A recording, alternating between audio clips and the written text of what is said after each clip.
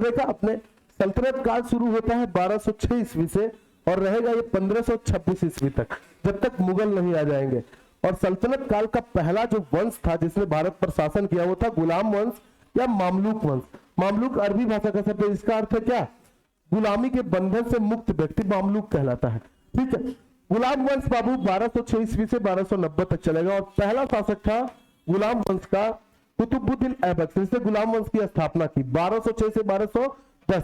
राजधानी थी लाहौर। इसके कुछ अन्य नाम है जैसे कुरान था, जैसे लाख बख्श, लाखों का दान देने वाला, पीलू बख्श, हाथियों का दान देने वाला। जून 1206 में ऐबक लाहौर की गद्दी पर बैठा, मतलब भारत की गद्दी पर बैठा और 1208 में इसको मान्यता मिल गई। इसने मान्यता के लिए आवेदन किया और गौर से इसको मान्यता मिली।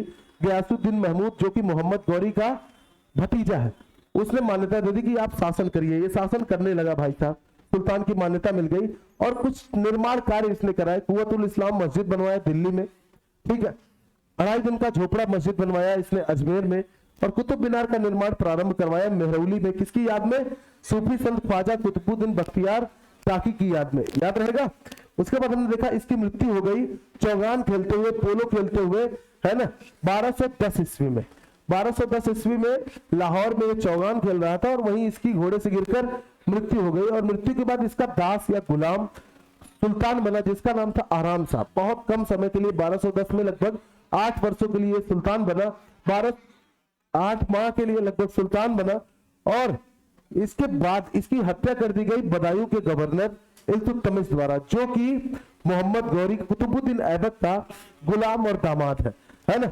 बदायूं से आता है और वो लाहौर में इल्तुतमिश के दामाद या बदायूं के गवर्नर ने आराम शाह को पराजित कर दिया और उसकी हत्या कर दी, सुल्तान बन गया। और फिर क्या बन गया?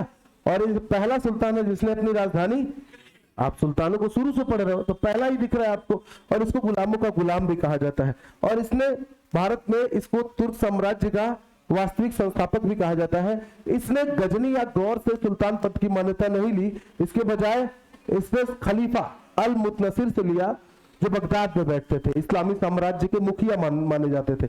उनसे शासन की अनुमति ली और उन्हीं की अनुमति से शासन करने लगा।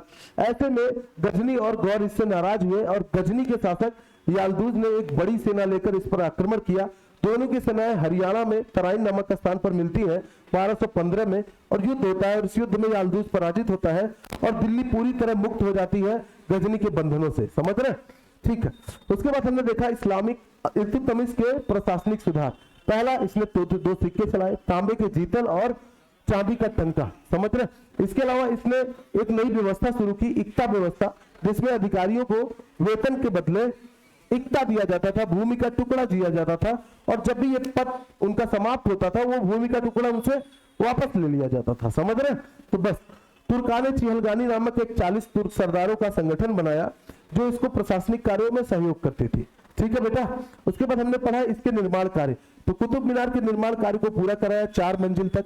बदायूं में हौजे खास बनवाया। दिल्ली में सुल्तानगढ़ी का मकबरा बनाया जो इसके बेटे का मकबरा था, नासिरुद्दीन महमूद का मकबरा। और इल्तुतमिश के दरबारी कवि ने नासिरुद्दीन महमूद पर ही एक किताब लिखी है, तबकात नासिरी। कौन सी किताब? मिनहाज उस सिराज ने लिखा है, जो कि कुतुबुद्दीन ऐबक के दरबारी कवि थे। तो कल का क्या सोचा है?